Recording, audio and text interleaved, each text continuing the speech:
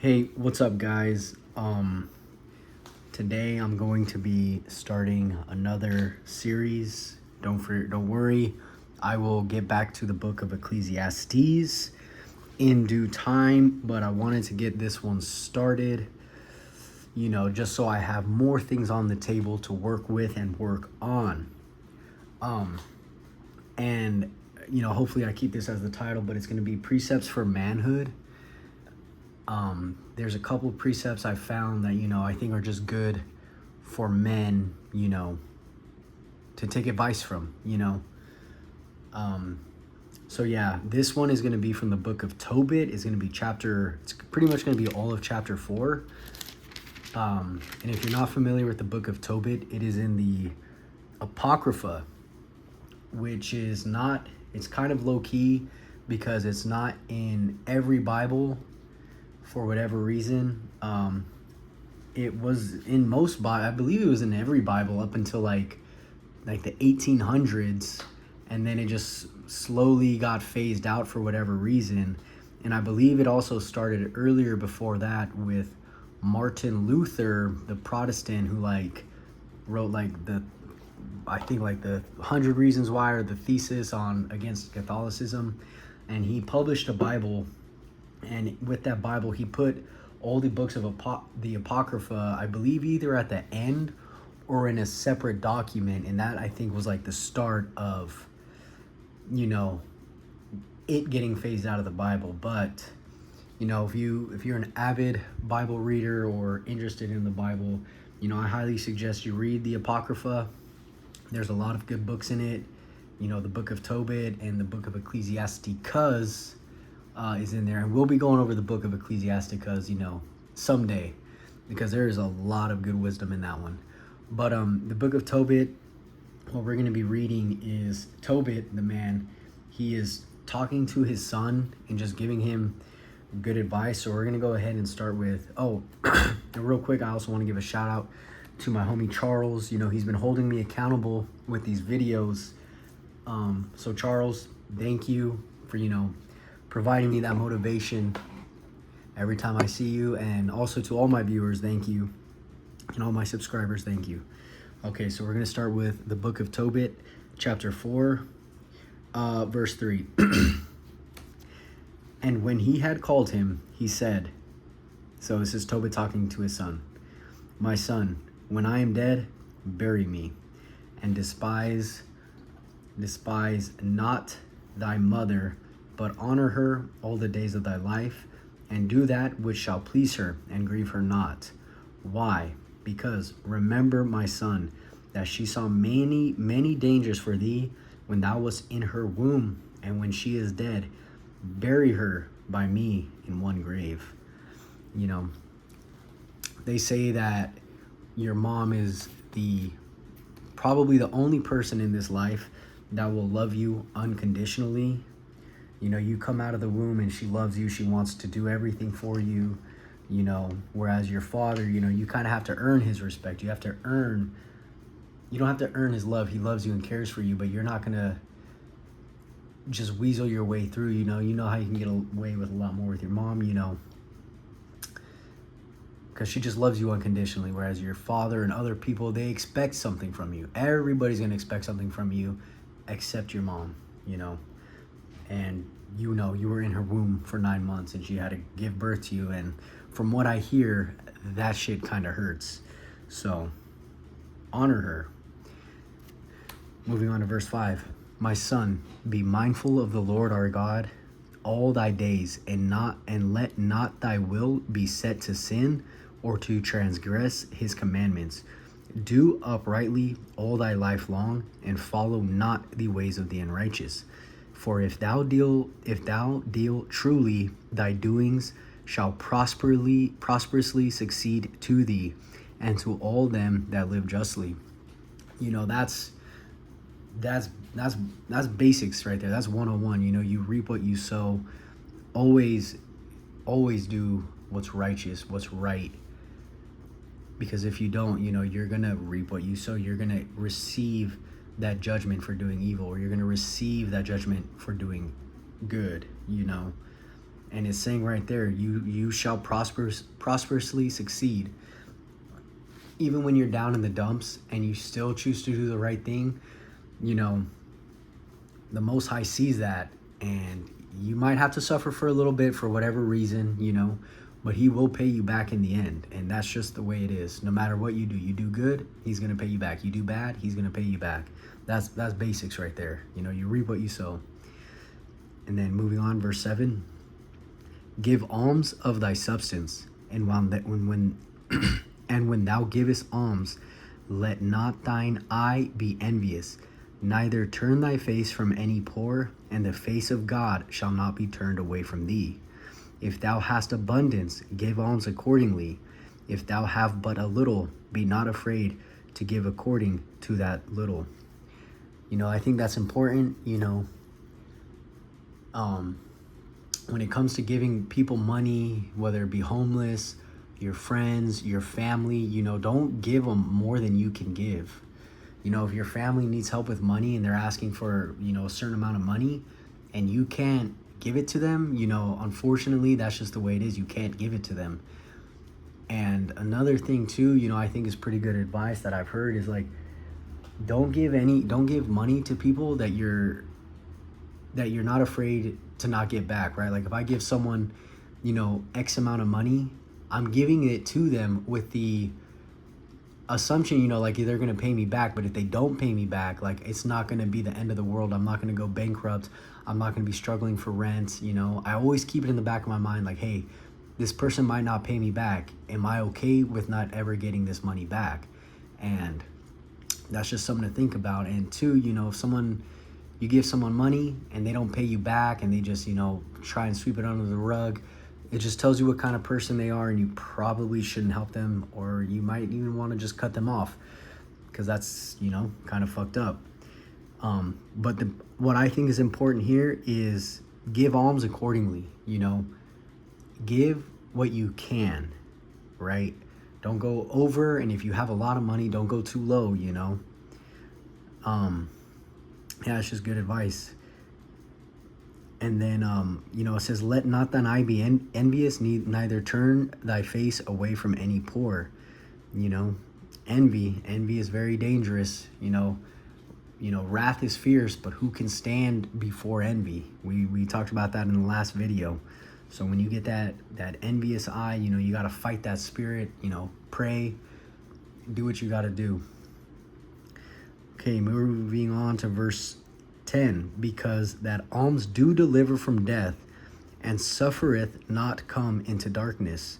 So, you know, when you give alms accordingly, righteously, for the right reasons, to the right people, you know, the Most High sees that, and, you know, it helps you out, right?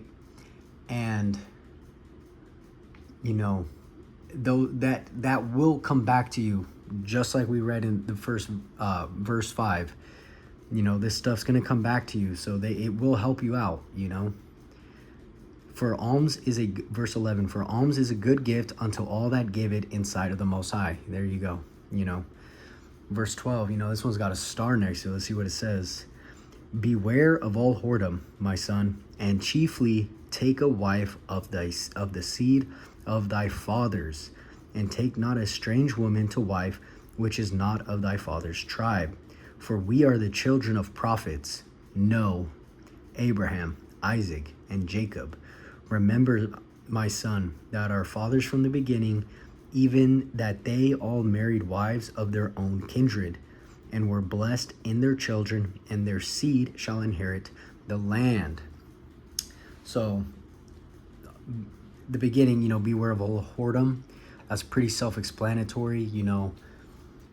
Don't fall into fornication, because, you know, nothing good can come of it. You know, you can get STDs, you can get a concubine pregnant, and God forbid you get a concubine pregnant. That's a lifelong headache right there. So be careful with that. And then this one, the next little part of the verse, you know, I think, you know, it's something I think about a lot, you know. Take a wife of the seed of thy fathers, and take not a strange woman to wife, which is not of thy father's tribe. So we all know the 12 tribes of Israel. A lot of people believe they are still around today. We're not going to get into who they might be or anything like that. But, I think, for me, my father's Mexican. So, I try to take this advice, of thy father's seed. So, we're looking for people similar to that. And I think that's good advice. You can look at it, maybe it's, quote unquote racist. But I think in the long run, and even in the short term, it just makes things a little smoother if you get with someone who's kind of similar to you with race and culture. Because, like a Mexican getting with like a super Korean person, like, I don't know how that would work out. There's people, it does work. But, it's just, it can be tricky, and I think, like I said, this is a book of advice, and I think that's just good advice to take. And then he's saying, for we are the children of prophets. No is short for Noah, Abraham, Isaac, and Jacob, the big three. Jacob, who later became Israel. And that, and then he's saying right there that our fathers from the beginning, even they all married wives of their own kindred. We're not saying, marry your cousins or marry your sisters or anything like that. But, whatever your race is, you got plenty to choose from. And, one thing I like to think about is like, people of the same race, in a sense, we're all related. Like in the Mexican culture, people, they call, or we call, if I see another Mexican, I'm half white, half Mexican. I look more white than I look Mexican. I don't speak Spanish. You first glance at me, you're not like, oh, he's Mexican. But either way, like Mexicans, when they're talking to other Mexicans, whether it's like their same age, they'll be like, hey, primo, which is like cousin. Sometimes you call each other primo for cousin, or you can call someone else tío for uncle, like if he's your uncle's age or whatever, stuff like that, So we're all, within your race, your father's race specifically, because why? This is what I believe, and if you just think about it for a little bit, it makes sense. If you plant an orange seed in an apple field, you're not going to get an apple, you're going to get an orange, right? So your father, you're his seed. What your father is what you are. Your father impregnates a white woman. You come from a Mexican, but you came out of a white woman, right? So just something to think about. And like he said, take not a strange woman. What that just means is like a woman of another race, a woman of, pretty much another race. Because back in those days, the tribes, Jacob, who later became Israel, I think he had 4 wives, something like that. Don't quote me on that. Or 4 baby mamas, right? And if any of you have half brothers or stuff like that, you all look kind of similar. You're all going to carry traits of your father because it came from one father, but you're going to look slightly different. So I don't know where I was going with that, but they all married wives of their own kindred. So they all kind of looked alike, but slightly different, right? So just something to think about. He's just giving advice to his son. I'm just making it aware to you. Okay? And then he goes on to say, now therefore, my son, love thy brethren, and despise not in thy heart thy brethren, the sons and daughters of thy people, in not taking a wife of them. So he's saying, you're kind of despising your brethren, your race, your family, your seed line by not taking a wife that is of your father's tribe, what your father is. And obviously he's talking about, the 12 tribes, tribe of Judah, Issachar, Benjamin, so on and so forth. I don't know all of them off the top of my head, but that's okay. And he's saying, yeah, if you don't do that, you're kind of just despising your race, almost like spitting in their face. And then he goes on to say, for in pride is destruction. And that's a proverb right there. Pride cometh before destruction, right? And for in pride is destruction and much trouble. And in lewdness is decay and great want. That's a good one. And then he goes, and then for lewdness is the mother of famine. So lewdness, let's look that up real quick in the dictionary so we can get an accurate description. Oh man. Yeah, ABCDFGHIJLMNOP. Would you look at that? My dictionary's missing that page. How funny. But anyways, lewdness, you can look at that as just, in a sense, to whoredom and fornication, wherein, you're just giving yourself, your body, having sex with whoever, different women, or if you're a woman, different men. It says for in pride is much trouble, and lewdness is decay and great want. If you keep doing, having too much sex with random people, it's not going to be good for you. It's going to be bad for your health. You're going to be tired from one, trying to chase all the tail around. Two, you could get an STD that just decays your body and, it's just going to cause your health to go down. So he's saying, don't do that. And in lewdness is great want, You know how it goes, like when you're gooning and you just want more and more different women, or different men, you're just going to be thirsty all the time. You're going to keep looking.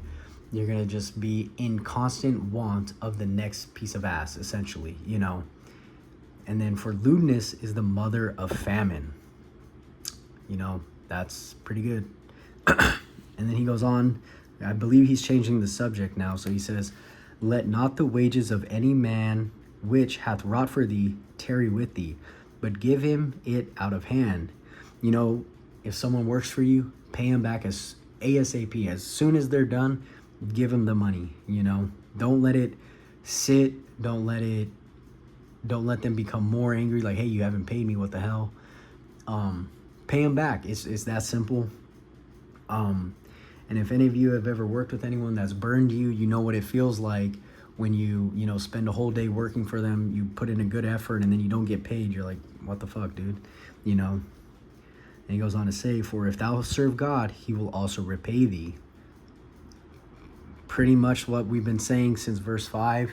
You reap what you sow. God's going to pay you back. And he'll also pay back that person who didn't pay you. And if you don't pay someone back, he's going to repay you for that as well. And then he says, be circumspect, my son, in all things thou doest, and be wise in all thy conversation. Now that one's a really good one right there. Be circumspect, my son, in all things thou doest. Circumspect, let's look that up so we can get an accurate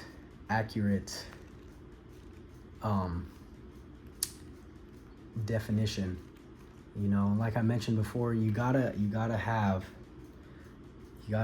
a dictionary with you whenever you're reading. Circumspect, careful to consider all circumstances and consequences. When you're doing things, always think about what's going to happen if you do or do not do this thing. And that's huge because, you just got to think about what you're doing and why you're doing it. In all things thou doest. Don't just do something because you always do it. Don't just fall into a habit because it's a habit. Try to get to the bottom of why you're doing it and what benefit it serves you. And then be wise in all thy conversation. That, I believe the Messiah also talked on that as well. He says, just don't just gossip. Don't just talk about nonsense with people. If people are just talking about nonsense, try to make your way out of that conversation, because it serves no purpose. Be wise in all thy conversation. And what is wisdom? The fear of God. So let all your conversations be meaningful and beneficial to you and the other person. You're talking about sports, you're talking about the last UFC fight, you're talking about the whatever the fuck, it's like, why be circumspect? Why are you talking about this? What does it do? So be wise in all thy conversation. Don't just talk just to talk. Try to have meaning in thy conversations. And then boom, do that to no man which thou hatest. The golden rule right there. Don't do something to someone you wouldn't want done to you, right? Drink not wine to make thee drunken. That's a good one, because a lot of people say, in the religious world or the, churches and stuff like that, like, you can't drink. But it's saying here, you can drink wine. The Messiah, he drank wine. There's a verse, he says, the Son of Man came drinking and eating, and you called him a drunkard and a glutton. You wouldn't call it, when he says drinking, obviously you can be drinking anything, but why would he say they call him a drunkard unless he was drinking wine, right? But that being said, that doesn't mean to go get drunk every day, to drink every day, this and that. And if you're one of those people who has a problem with drinking and you read this, don't think that gives you the green light to go drink. No, this is not for everyone. If you have, the spirit of alcoholism on you or in your family, or the spirit of addiction on you or your family, drinking's probably not something you want to do. So when you read this, just don't drink wine at all. But if you're someone who can handle it and you just do it every once in a while, it says don't drink to get drunk. Just, if you're gonna drink, but not to get drunk. And a little side story, I was at a Marine Corps ball once, and at the time the Sergeant Major of the Marine Corps, I believe it was Sergeant Major Green, he was talking to us, and he said the exact same thing. He says, you can drink, but being drunk is not okay. Something like that. And it just, I don't know, it just reminded me of that. It was just funny, But do not drink wine or alcohol to get drunk. If you're going to drink in moderation. That's pretty obvious as well, And then, neither let drunkenness go with thee in thy journey. You can look at that as saying, don't drink to get hungover, because, the next day, you might be going somewhere, you might be doing stuff. So if you're hungover, you probably drank too much. So there you go. Neither let drunkenness go with thee in thy journey. So don't drink to get drunk, and don't drink to be hungover the next day when you got shit to do. And then verse 16, give of thy bread to the hungry, and of thy garments to them that are naked. And according to thine abundance give alms. And let not thine eyes be envious when thou givest alms. This ties back in to what we read over there, Look out for the needy, look out for the poor. Within your capabilities, obviously. Okay, boom. Let's see where we're at. Moving this over. Verse 17. Pour out thy bread on the burial of the just, but give nothing to the wicked. The Messiah said something very similar to this. He said, let the dead bury the dead. And what he was talking about there, I believe, is, the people who don't have the Spirit in them, don't worry about them. They're don't worry about them. And he's saying it right here, when someone's righteous and just, pour out thy bread on their burial, give them the proper respects, go to them regularly to their grave or whatever, but to the wicked, give nothing. Why? Because they're wicked. And then right here, ask counsel of all that are wise, and despise not any counsel that is profitable. So when you're talking to someone and you think they're wise, you know, just shut up and listen. You know, thankfully the Most High gave us 2 ears and 1 mouth, right? So we should try to listen when they're talking and not interrupt. And that's something that's good practice just with anybody, you know, just always listen a little more than you speak, because you can find out a lot about someone just by listening to what they say. And if you're always interrupting them, you're not going to get all the wisdom or information on this person. And moreover, you know, it's a lot easier, you know, you'll be a lot more likable or agreeable if when you are talking to people, you just let them talk. And then when it's your time, you speak. And if you don't get a time to speak, then you know what kind of person that is. You know, it's like, oh, this person, all they do is talk about themselves. I'm going to try and avoid them, you know, or whatever the case may be. But always listen, always listen, always listen. We got 2 ears for a reason. And then bless the Lord thy God always. He says always in desire of him that thy ways may be directed, and that all thy paths and counsels may prosper. For every nation hath not counsel. So we're going to pause right here. You know, when you pray, ask God to direct your ways and thy paths, and make thy paths straight, and make the signs that where he wants you to go obvious, right? You know, you want to follow the path he wants for you. So you got to ask him for these things, right?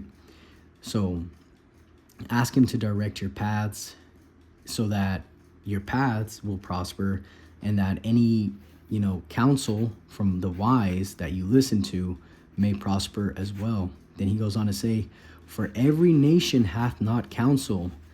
So when I read this, what I first thought of is, you know, the Most High didn't give the commandments to every nation. He gave them to one nation, to one person specifically, and that was Moses, right? And then Moses obviously gave it to the Israelites. So he didn't give it to everybody. He gave it to one seed line, the seed line that came from Israel, who was before named Jacob, right? And all his descendants of his 12 sons, right? That's who he gave the commandments to. So he's saying right here, for every nation hath not counsel. So we should be grateful that we have the commandments, right? Something to think about. And then he says, the Lord himself giveth all good things, and he humbleth whom he will, as he will, right? And I kind of mentioned this earlier, you know, if the Most High might be putting you through a season of suffering, and it's just, he has a bigger plan than what you can think of.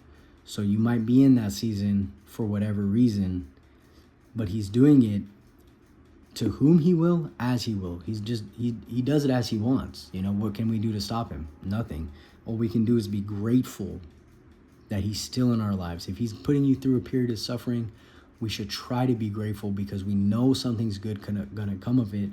Why? Because acceptable men are only made through the furnace of adversity, right? And I believe that's in Ecclesiasticus chapter 2, but don't quote me on that. So, now therefore, my son, remember my commandments, and neither let them be put out of thy mind. So he's telling the son to remember what he's saying, but also, you know, the commandments.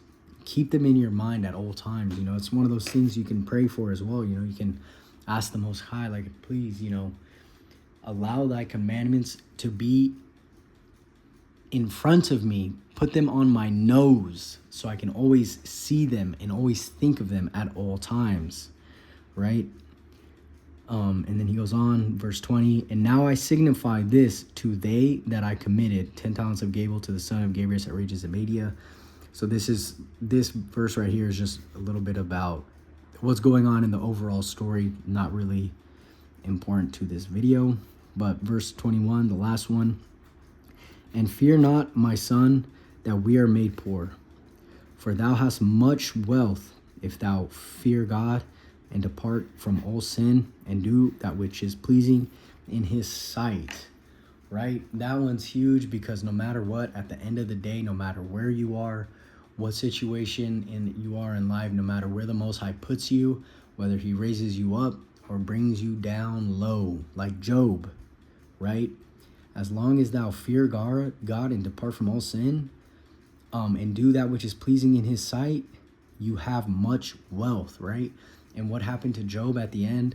He was increased doubly. Everything he had before was doubled. Why? Because even when he was made poor, he was made sick, all his kids died, he still feared God. He didn't listen to his wife when she said, curse God and die. No, he stayed faithful to the Most High. He feared him at all times. And what happened? He was doubled. His portion was doubled.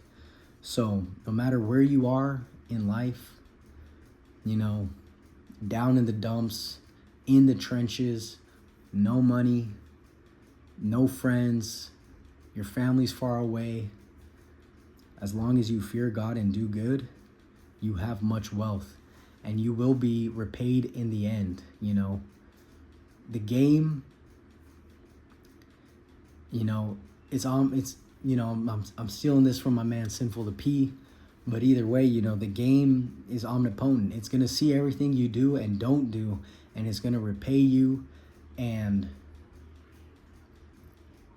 as long as you got the knowledge and wisdom and understanding of the Most High, you're going to be okay in the end, and that's just the way it is.